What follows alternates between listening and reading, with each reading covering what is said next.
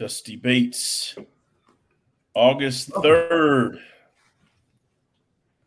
We got everybody in here.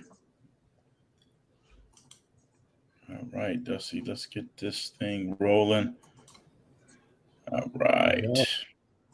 How are you doing? Good day, sir. Good day. Good day. Trying to see if I can do a layout where. Can you hear me? Yeah, I can hear you. Oh. How you doing, man? Good. Good. Today we're going to talk about how to list properties the easy way. I've got a calculator that I use, and I wanted to talk about a couple different ways to do it, because there's less sophisticated sellers in commercial, and then there's a little bit more sophisticated, and maybe a different approach depending on who you're talking to. Okay. So in this situation, so this is a quick approach to listing properties, right? Just a fast version. Yeah. So I used to go on and have like a 30-page report that I would give people, where I walk them through my strategy, and here's all the different values for your property and why, and here's all the comps, and let me lay them out in detail. And then, here's what you can get if you sell it right now. Right. And eventually what I did is I started using I just use it as the example calculator, and I'll bring it with me on my iPad, or I'll just have it on my computer, where we'll just run through the numbers with them, and we can switch them around, and it works really well. So we'll talk about that. And there's also a little bit more complicated with the more sophisticated owners. And it's an example I have from this week, where we presented to list a Walgreens. Okay, and we wrote a letter. That's the deal we kind of mentioned. We talked about a little bit, right? The Walgreens. Mm-hmm. Yeah. We presented that and received, and so we're going to talk on Friday and see if we get the listing. Okay. Now, how long does that typically take for you like once you send like comps and like a evaluation of the property, all that good stuff? How long till you actually follow back up with that particular lead to see if you haven't heard anything from them? So in commercial, what you want to try and do, if you can, is meet with them to present your BOV, your broker opinion of value. Okay. Because that's when you're going to get the listing. That's your listing appointment. BOV, correct? BOV, broker opinion of value. Broker, or BPO, okay. You might know it as a BPO. I've seen that before on listings. Opinion of value. Okay. So you want a broker opinion of value, and that's your listing appointment. So you have what we call the 2-part listing appointment, where you're connecting with your database, and at one point you're able to meet with them with some sort of thing of value. So a rent survey, or maybe of something that's for sale down the road. You're going to meet with them and try and get their books and records so you can do a BOV. Okay. Right. So you're going to meet with them once, schedule a second meeting where you can present now this BOV. And at the second meeting, you try and get the listing. So if at all possible, you want to meet with them. So they're going to give you the books and records. You're going to, within a week or less, as soon as possible, 3 days, you're going to be back in front of them with the value of their property. Okay.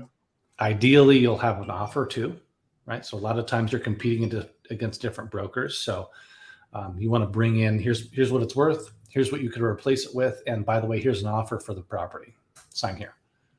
Right. So you're coming with an offer already, if you can.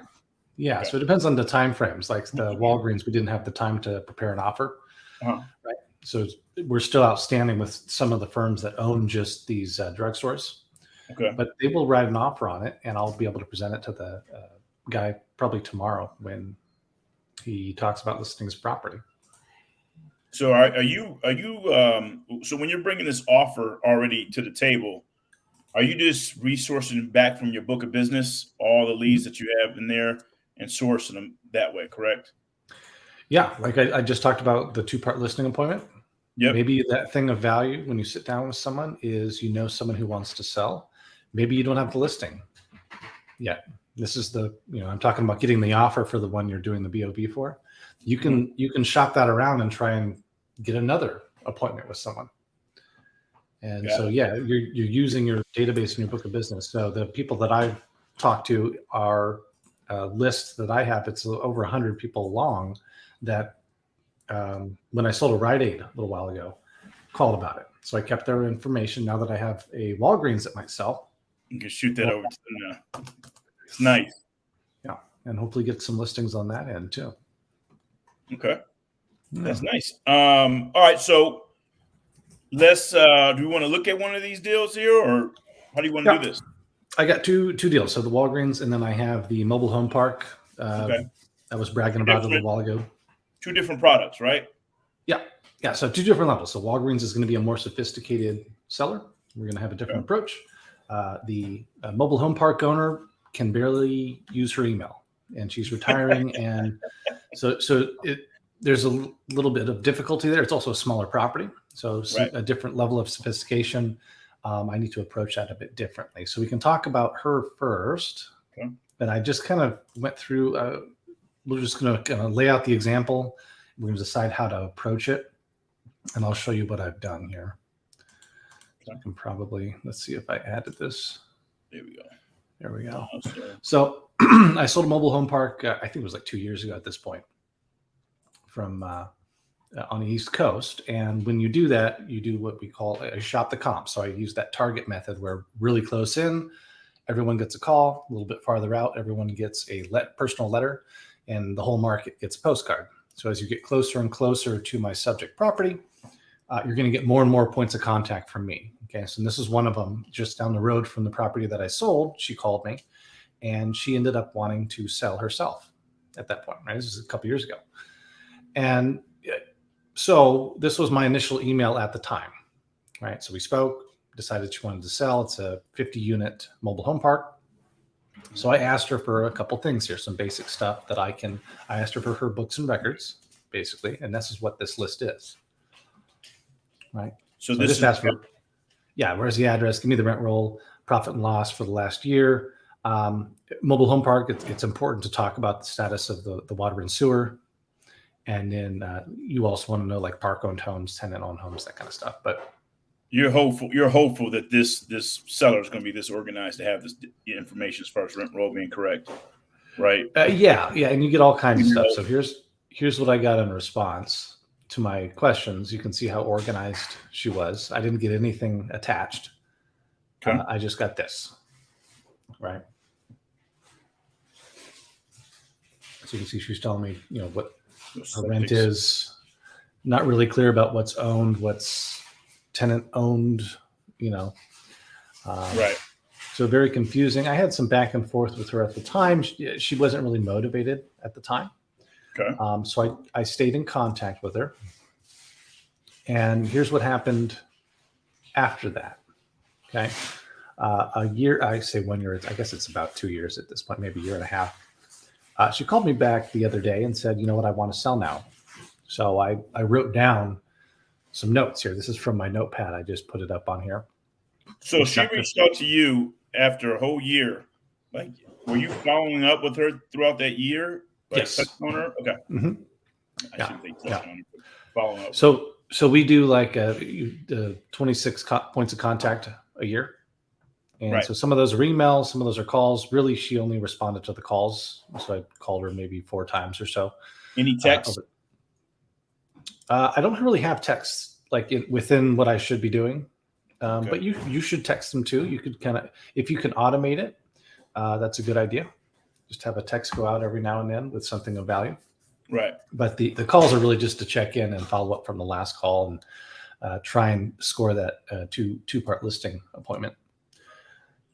So she called me after that time period, said she wants to sell. So I got a little bit more granular with things. So there are 50 lots, 25 of them are park owned. It breaks down a little bit. There's a couple that are storage, one's an office. So really only 22 are rented to tenants. And then there's 4 tenant-owned homes. So 4 lots that are rented to tenants. Lot rent's still $300, which is what it was when she bought it. So she didn't have a bump. No, just left all of that alone. Same story with the park-owned homes. Those are well below market. And then there's 21 more lots. There's 50 total. So there's 21 lots left that are rent ready. They're ready for you to put a mobile home on it right now. So it's got everything, electric, water, new septic tanks, everything's paved, everything's ready to go. You just got to put a mobile home on there. So those are pads, right? Yep. Just the pads already. Pad site, yep. Oh. So those are ready. And so what you can do, and on the mobile home side, you don't want to own the park-owned homes. Right. So this creates a problem with valuation. The one I sold over there had the same problem. Most of them were park-owned. So we had to get creative with it. But this is what she gave me. And then there's a little bit more info on the expenses. Tell me something. Why don't you want to be more of a owner of the actual mobile home? You want to be more of the owner of just the pad itself, correct? The pad, yeah. Think about how much maintenance goes into the piece of concrete that you own that someone's paying you $500 a month for. Right. Compared to a mobile home, which is there's a lot of wear and tear, and they break down quite easily. So there's a lot of repairs involved. So that's why. And then so most mobile home owners will just discount any of the rent associated with the mobile home. They'll just discount. They'll say that doesn't count. And I'll show you why that you can kind of get around that. Okay. But this is her expenses that she gave me. That's $36,300, and then so Timmer. What do you see here that she's kind of missing from her list? Taxes. Where's maintenance? Don't see any maintenance. Might be covered under payroll, but maintenance or repairs. Yeah, maybe. Might be her fix-it man. Okay. I got utilities in there. Insurance. Yep. Don't have any insurance here. That's a big no-no. Yeah. Definitely want to know with that. Her, she doesn't really have any insurance on here. So if we kind of break that down, here's her income, right? So income's still about 240. But if we divide 36,000 into this number,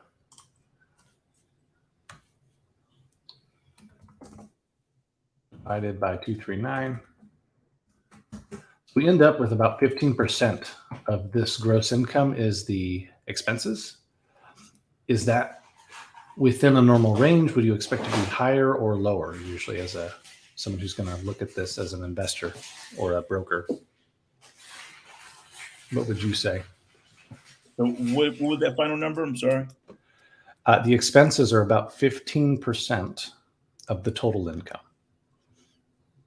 So that's high, isn't it? 15%. It's actually low. That's low. Yeah.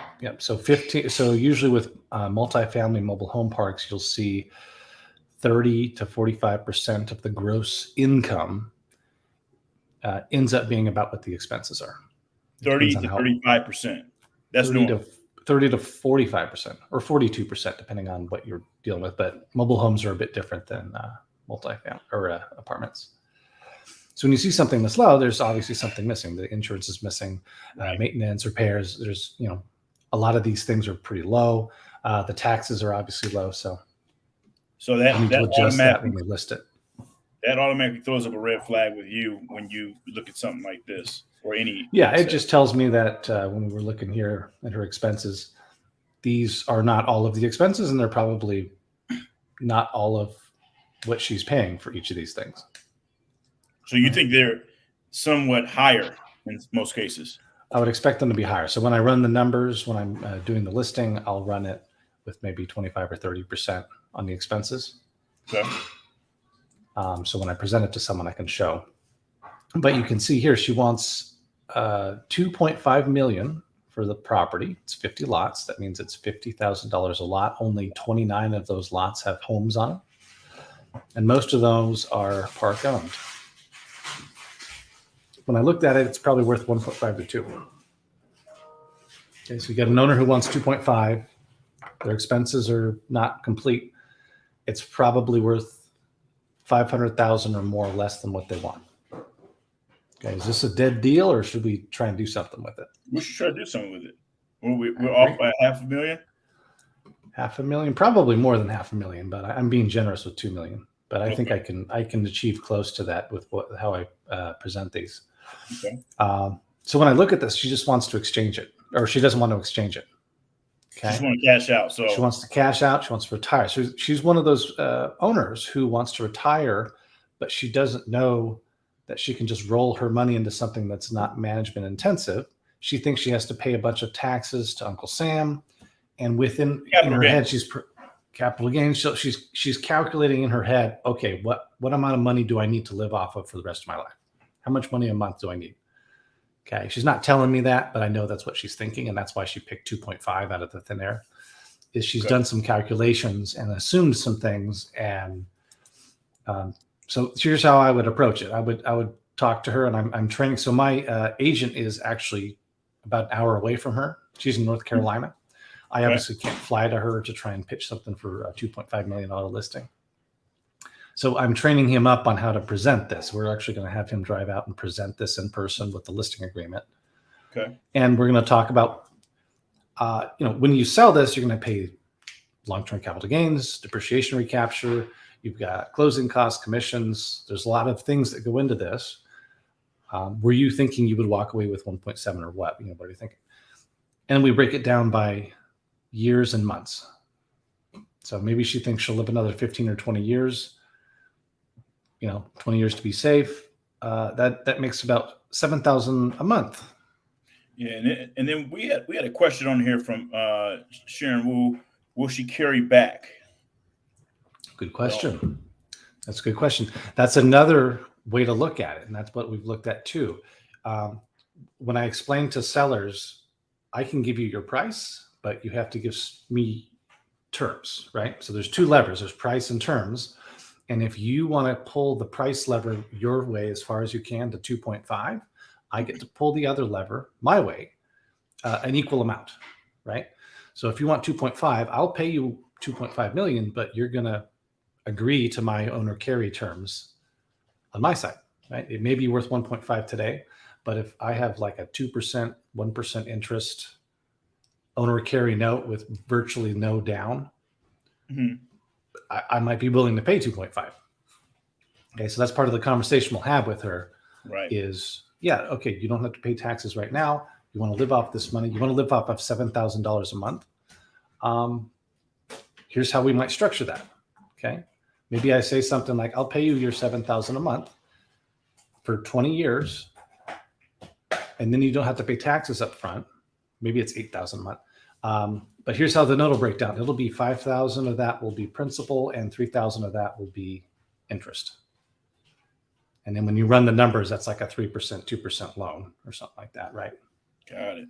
So there's lots of creative ways to do that, but that's one of the conversations you have. The way I'm going here is I'm going to show her my calculator now, right? So I've established that, hey, you think you can live off of this for 20 years. We think collectively that's going to be about $7,000 a month.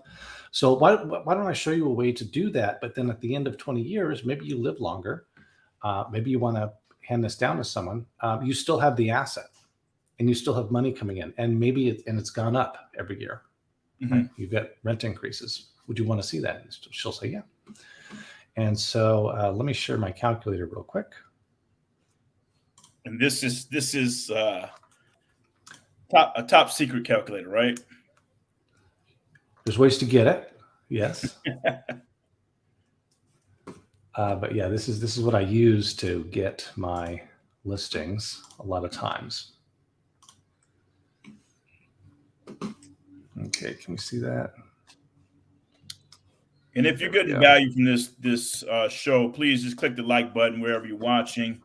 We appreciate it. All right, so this is the calculator here. So yeah, I've kind of loaded her up on the left. A lot of times what'll happen is the one on the left, the subject asset, will end up with less monthly money than the one on the right that I compare it to. So it's a no-brainer oftentimes, like, oh, I can just sell it and I can buy something else and I'll get more money a month. Great. Hers is not the case. That's why we have to go the route of, hey, if you only had, 1.7 to live off of, what would that break down to per month? And we said $7,000 a month, right? Okay. Right. So what I've done here is I've pulled in King's Barn. King's Barn is a It's called a DST. This is one of their offerings that I'm looking at, where it's a well-guaranteed trophy property, and it's spinning off 6% per month return. And you get to place however much you want with it. A lot of times I'll have owners that'll have leftover money from an exchange, and instead of paying taxes, we'll place it with them in one of their offerings. With King This is a good way to, it's a good way to show an example of she doesn't have to do anything. She parks whatever money she wants with them, and they pay her a return. They do all the work with the taxes. She just walks away. I think that's a good episode. We should get her on to kind of explain a little bit what she does a little bit more in depth too. Kingsbarn, yeah. Yeah. So this is their offering, and I'm assuming, let's actually assume 1.7. Okay. 7. 6% return.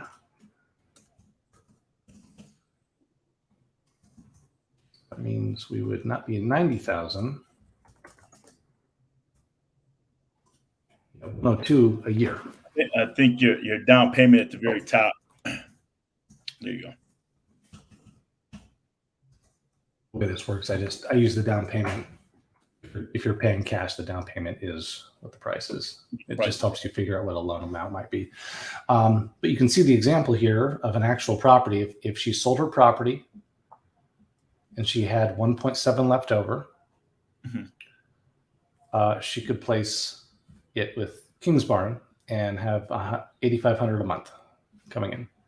That will go up every 5 years or every year by a certain percentage. So after 20 years, it's going to be way more than $8,500 a month, right?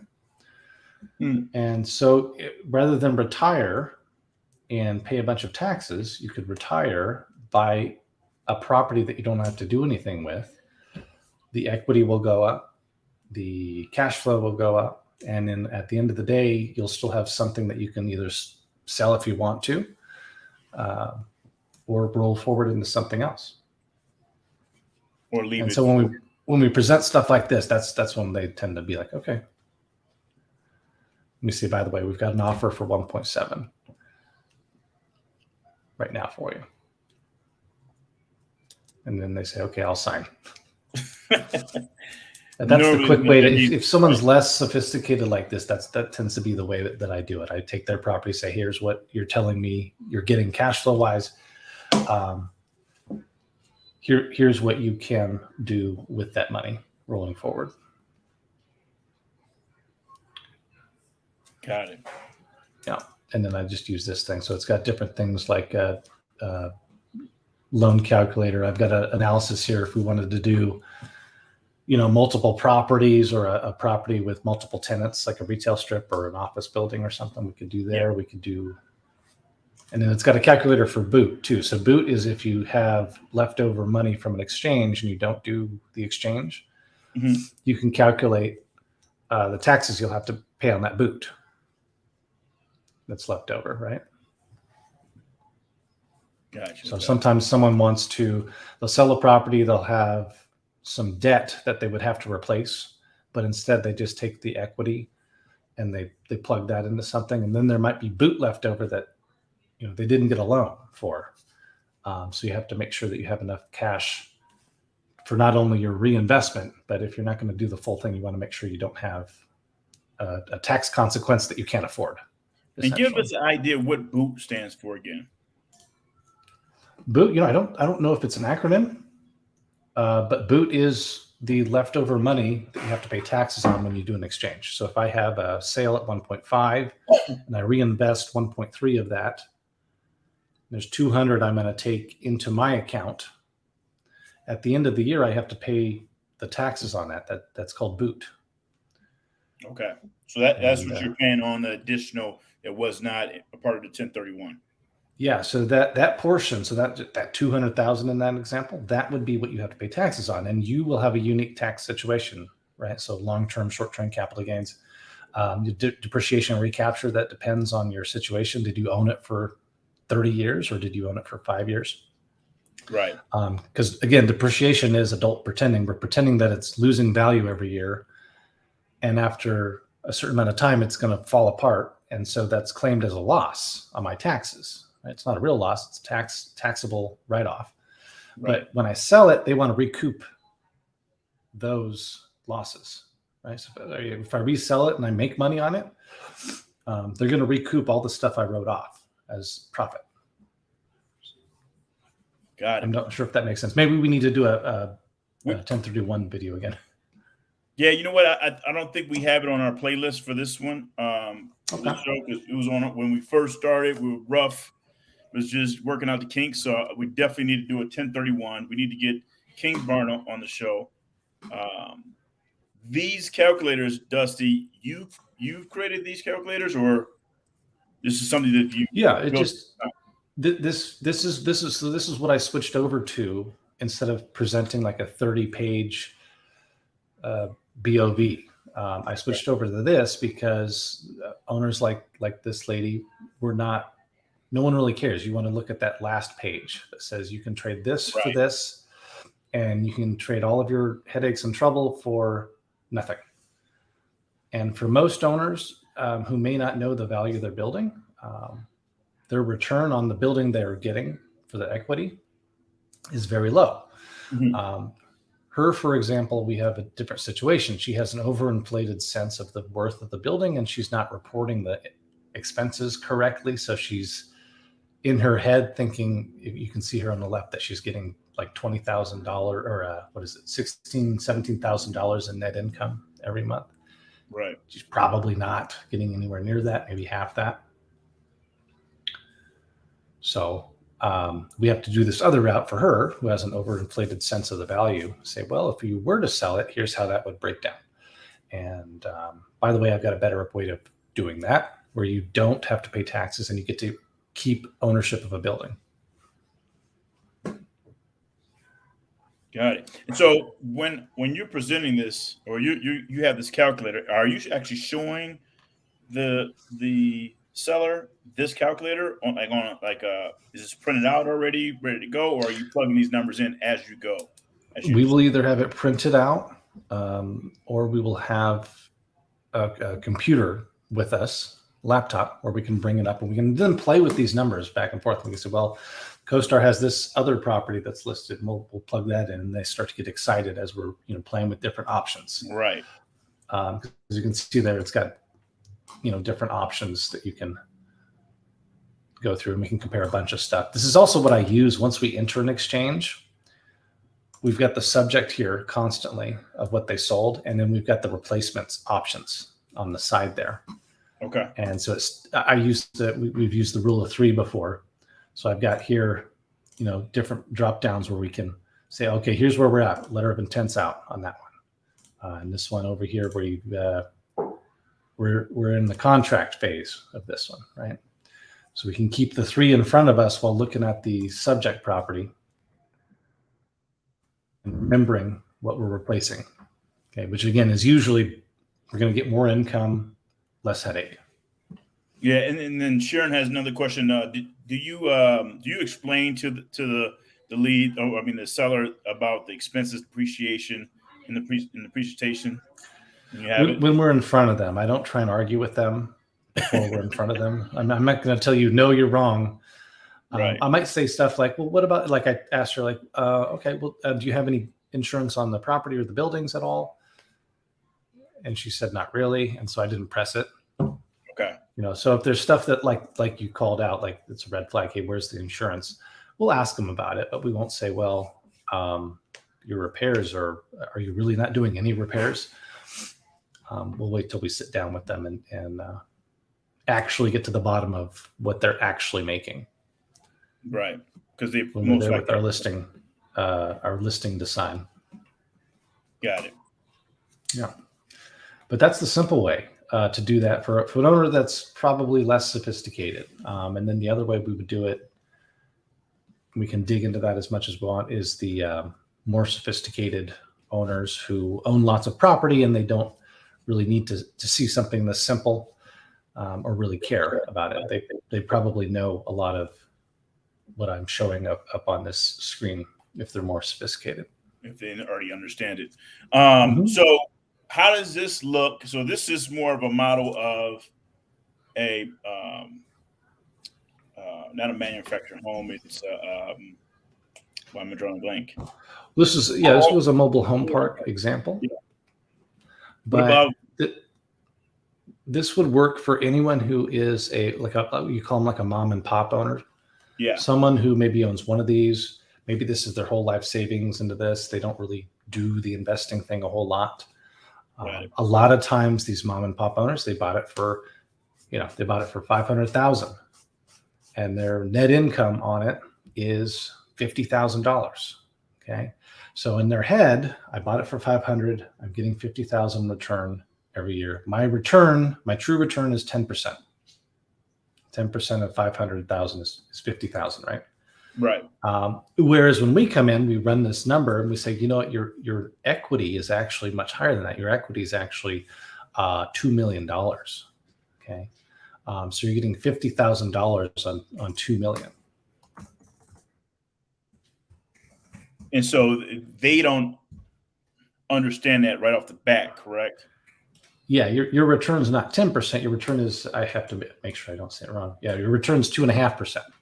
It's 2.5%. Okay. Yeah, you're getting 2.5% return every year. Now, what we could do is we could redeploy your $2 million equity into this other property that actually, guess what? You don't have to bother with at all for the next 20 years. And by the way, it's not guaranteed by a bunch of tenants who live there. It's guaranteed by Taco Bell franchisee who's worth $40 million, right? And he's got a 20-year lease. Yeah. Yeah. And so your $2 million is actually not going to make you 50,000. It's going to make you 100,000 a year. Would you like to sell your $2 million property and buy another $2 million property? And they say yes. And that's where this calculator really helps out, because they can see side by side. Okay, wow.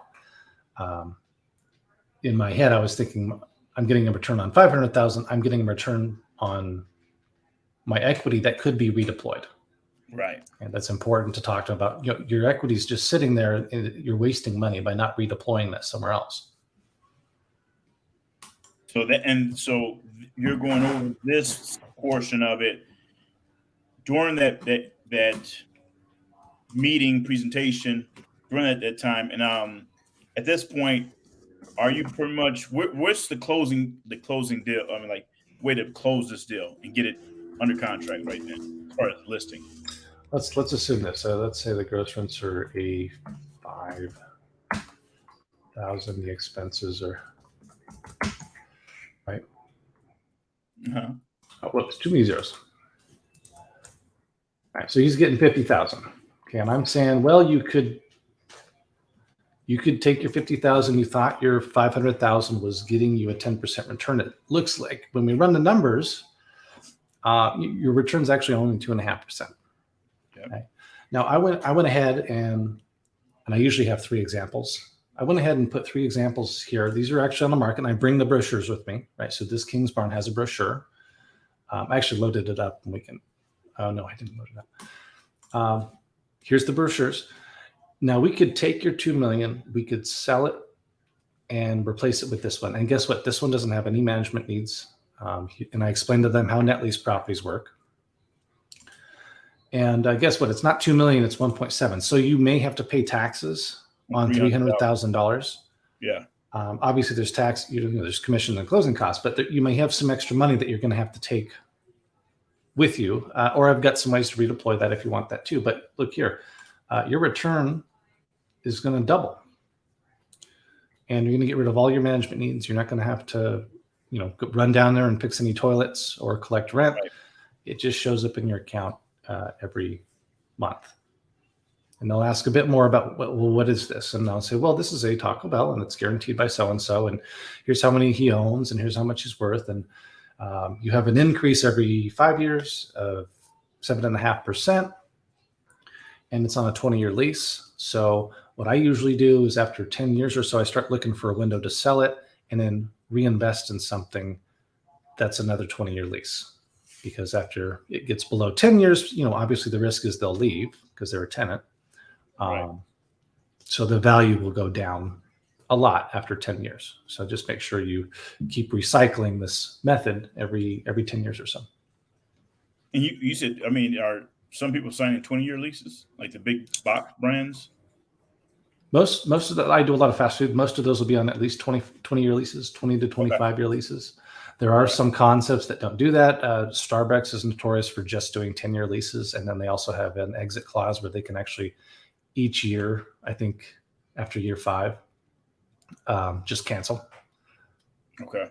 Just leave, so you want to be, obviously this is stuff you research before you get in contract on stuff. Right. Are there other companies that have those clauses in their contract besides that you know of? None. I mean, I know Dollar General and the dollar stores tend to be on double nets at 10 years, sometimes 15 years. Okay. Walgreens, for example, the one we're looking at on the other one, they're on 70-year leases. They sign 70-year leases, but after 20 years, they have an option to cancel every 5 years. So I get the listing. I now have to find a tenant. If the tenant is not inside of the property, like I'm looking for a Taco Bell, but they're about to be up on their lease. Let's say they only have 3 years left or 4 years left that my client wants to go and purchase. How am I structuring that deal to be able to make it likely that my seller is going to want to buy that Taco Bell, knowing that they're almost out of their contract, their lease? I usually would not put someone, especially someone new, in a situation like that. Okay. Most of the time, I'm going to be offering 15 or 20-year term properties. Now, we can have that conversation. Like, if you want a better return than what I'm showing you here, we can do that. It's just the risk is going to go up. Okay. As the return goes up above what tends to be market, the risk is going to go up. As the return goes down, the risk is going to go down. So we can find an 8% return project, but the risk is going to be go up at the same rate. So where do you want to be on the risk versus profit scale? Right? There's a scale. I actually have I should have loaded that too, but there's a scale that we have where it's got raw land and it's got corporate guaranteed, money's already in the bank for the next 20 years, fast food. Right. And we have examples all along it. And so where would you like to be on the scale? Someone retiring on that level would probably want to be more safe, less risky. Am I right? Yeah. And that's where they'll gravitate toward I'd like to be on the safe side. And I say, okay, well, yeah, and here's the return is going down, but you're much more better guaranteed than you are on this side with the 3 years left on the Taco Bell and you don't know the sales. Okay. I actually did put someone into it was actually a Taco Bell in Stockton that only had 4 years left on the lease. It was one of the original Taco Bells. It was there for like 60 years or something. They were on their original lease and it was their last option to extend. And that was the last couple of years of their lease. So you have to renegotiate with them, right? We happen to know the traffic count and the store sales for that location, and the store sales were really good compared to the rent. We knew that the rent had to go up significantly, and when they negotiate that store for another 20-year lease, not only are they going to stay or leave, but she's going to probably double the value of the building by increasing the rent to market. So what's the time frame as far as if I know this lease is due and is up in 4 years or 3 years? What's the normal time frame where you're reaching out to that tenant to see if they want to renew for that 10 years? I would do that immediately. Yeah, 3 to 5 years out, I want to start asking. A lot of times there's a clause in the lease that says we're not allowed to tell you if we're going to stay or leave more than 12 to 24 months in advance. That's usually part of the lease, is they are not allowed to notify you either way if they're going to renew or exercise their option with more than like usually 12 to 24 month window. So usually it's not less than 12. Like you have to let us know between 12 and 18 months. Right, because it's going to be a pain trying to rush and get, Yeah. So some tenants will tell you, someone like, hey, you have 4 years left. Would you like to renew?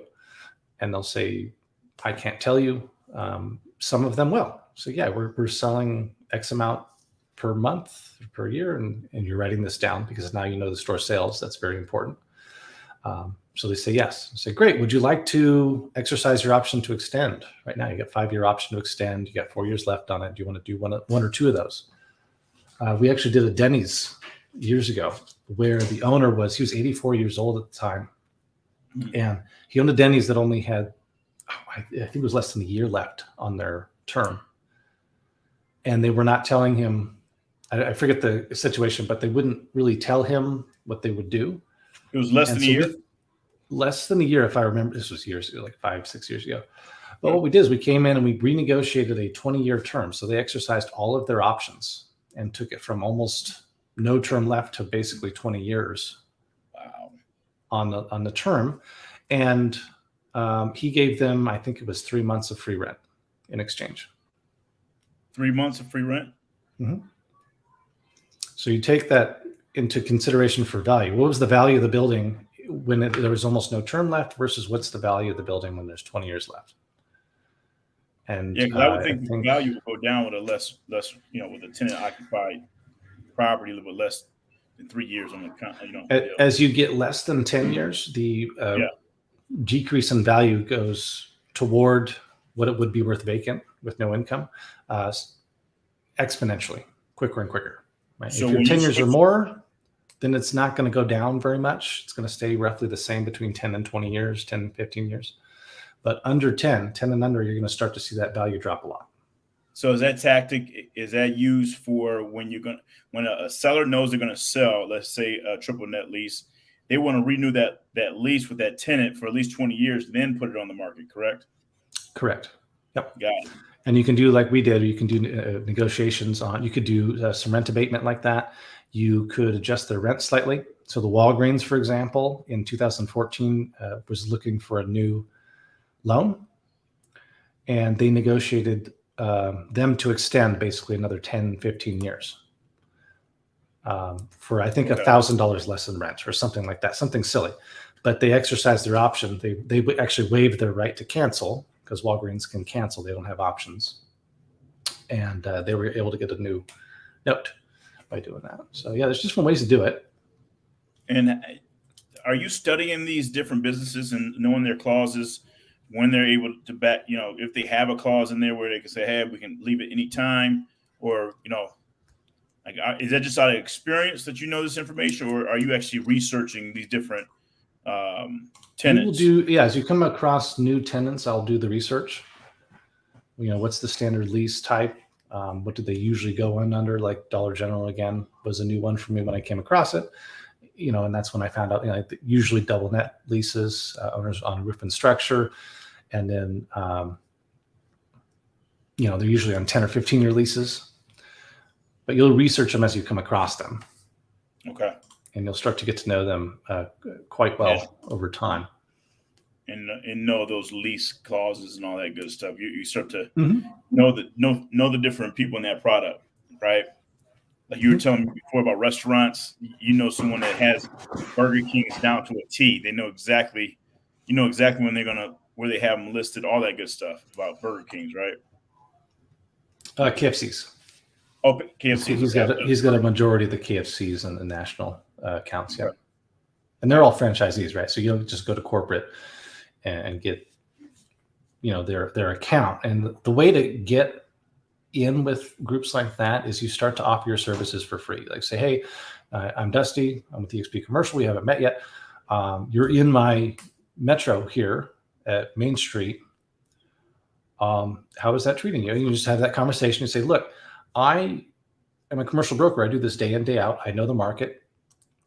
Do you have any, when was the last time you analyzed the building down there and find out what your equity position was? And they'll say, if they have someone in mind, they'll tell you. And sometimes they tell you, we got a commercial guy. But you offer, why don't you use me for free? If you ever have anything, if you need, I got CoStar, if you need information on the market, keep my number. And why don't I get your email and I'll send you updates as they happen over here.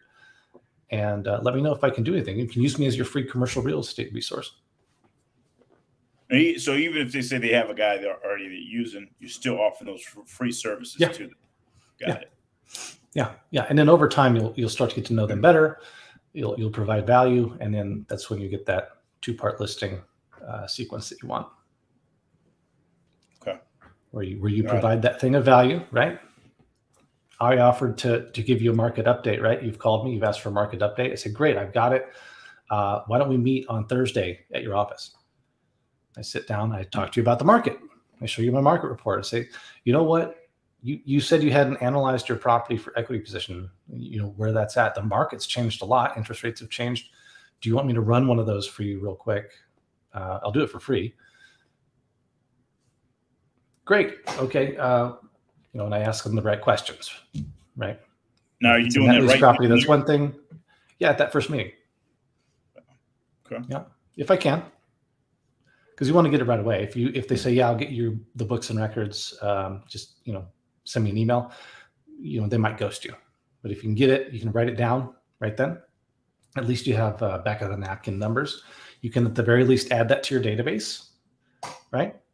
I pay CoStar a lot of money for the information they have, and they have that information just because they call every time someone sells something. They don't even push for information. So a local agent who knows as much as what I was just talking about, like you sat down with someone, you just back of the napkin got some numbers, you added that to your database. CoStar doesn't have that, right?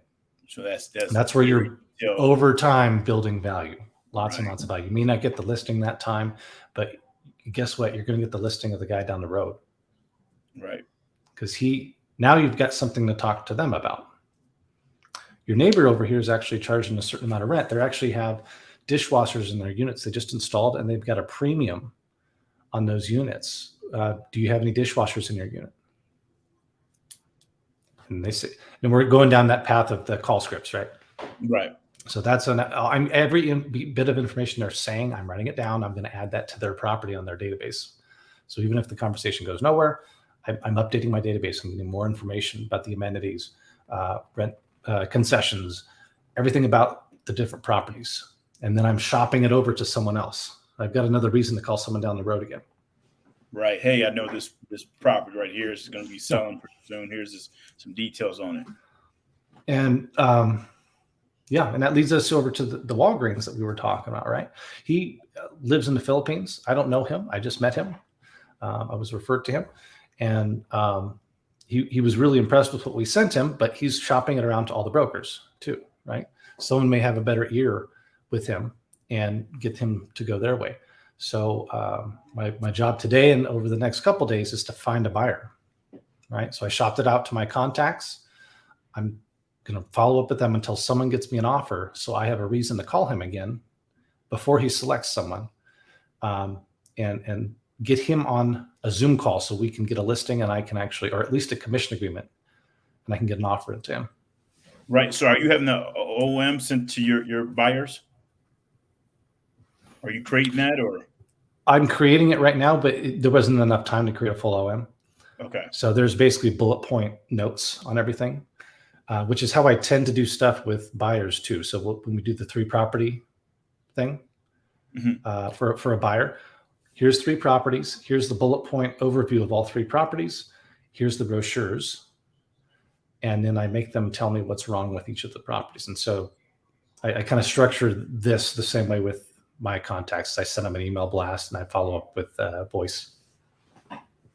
Got it. And so you basically going over the three different properties, showing them the bullet points. So they really don't care about the cute pictures and all that stuff that's in the beginning of the OM. Normally, they really want to get right back to this document here with the numbers, right? That's a good point. Yeah. So if you've got a buyer and you just send them a brochure and you say, hey, here's a Taco Bell, here's a Burger King. Here's the basics of it. It's got a 10% return. Here's the price. No one's going to look at the brochure. Even though I send all the brochures, they only look at what you write in the text. And so I make a point to say all the different points, especially what's important to them. What's the return? What's the traffic count? Sometimes traffic count's important. What's the demographics? And so you highlight the things that's important to the client in your little bullet point list, and they're not going to watch or see the brochure. they'll just look at what you wrote. And then so sometimes too, I do a Loom video. Loom will let you do 5-minute or less videos. Mhm. And so I'll just, if I know they're not going to read it, I'll do that still, but I'll also do a Loom video where I just tell them what I wrote to them. Right. Run through the numbers for them, basically read it to them. Yeah. You gotta, I mean, people are by nature lazy. So Yeah. if you want activity, you got to make sure you feed them the information so that they can make a decision. Because they'll also, clients will be, they'll not want to make a decision, or they'll be nervous because they don't know. Okay. There might be something about the property type that they don't know and they're afraid to ask. So it's your job to over explain stuff to, and make sure you're uncovering what they're nervous about, Right. or what they're concerned about, so you can make sure you resolve those issues too. Awesome. This is good info. So what? Yeah. So I know we're almost at the top of the hour here. Yeah. So I know you had 2 examples. You had the mobile home park, and we had the Walgreens as an example. As far as having this stuff ready to go at the tip of your fingers, how do you normally organize like all your calculators, all your detailed information of comps and all that stuff? How do you organize that into one listing appointment? It depends on the sophistication. So with the mobile home park, we've got this calculator. We'll have it printed out for her. We'll have an example of the replacements, each of them. We'll have a printout of her income and expenses, where my guy can actually walk her through each of those and have her explain herself. No insurance. Okay, why don't you have insurance? I don't see any repairs on here. Have you? I see there's a new such and such over there. How did you pay for that? So we'll have all that, and then we'll also have the listing agreement too in there. So he's going in person to do that. If I have to do it on email, which I had to do with the Walgreens, I will do some Loom videos where I, and myself, I let them see me. I talk about my accolades a little bit. Usually, like, I focus on different topics that I think they'll be of interest, but it lets them get to know me a little bit. And then I'll do that bullet point summary of what I'm presenting here, and then provide the rest of it. I've got with the more sophisticated buyers or sellers, like I prepare. This is the letter. It's called a proposal, right? Right. So you can't read it. I blacked out some of the sensitive information, but it's a proposal. It's just a letter saying, "Hey, thanks for letting me look at your property." Page 1 is, here's what your property is. Here's anything important, like here's the lease and the relevant factors about the lease. At the bottom, you see there, I've got a comment on, do you want to sell it or refinance? Because they could refinance it and pay the same they're paying right now for, even though the interest rates are higher. And then on the second page, I evaluate the property. So I've evaluated it as, here's what it's worth. Here's why it's worth that. And then as a separate attachment, I've got the comps. So sale comps and active sales comps. I discuss the market. So in here, I've discussed why some of the comps on the active side are lagging and they're over a year long, and we need to be on a lower price point. Okay. Conclude. Here's what you would pay list it for if you were doing a capitalization approach. Here's what you would do for it if you're doing a price per foot approach. And then here's what I can do for you. Page 3. Here's how cool I am. Here's what I do. Page 4. Here's me. Here's my team. And that's it. So it's 4-page proposal. Not concise, to the point. They don't care about all the other stuff. And if they do, I've got the comps. I've got the sub-market report, which is over 40 pages from CoStar. That's all in there too. But the main thing is this 4-page, very to the point. Here's your problems. Here's the positive. Here's what it's worth. And then in the email, I say, hey, I want a 6-month listing. Here's my dual variable commission and what that is. Let me know where to send a DocuSign so we can get this listed. I've got people already interested in this. I just need to lock in my commission before I present anything. So they're going to probably run this through a real estate attorney to get this contract taken care of. I mean, reviewed and then signed off on, correct? This right here is just a letter. It's an informal letter. It's a BOV. It's a fancy way of doing a BOV. Right. You could do it in different ways that's more flashy, and it's like 15 pages. Essentially, I've done a 2-page BOV. Here's page 1 about the property, and here's page 2 where I've valued the property. That's all he needs to look at, right? So if you're on the higher end of investing and you invest in a lot of stuff, you want to know the bottom line. You don't want to know usually all the details. Get straight to the point.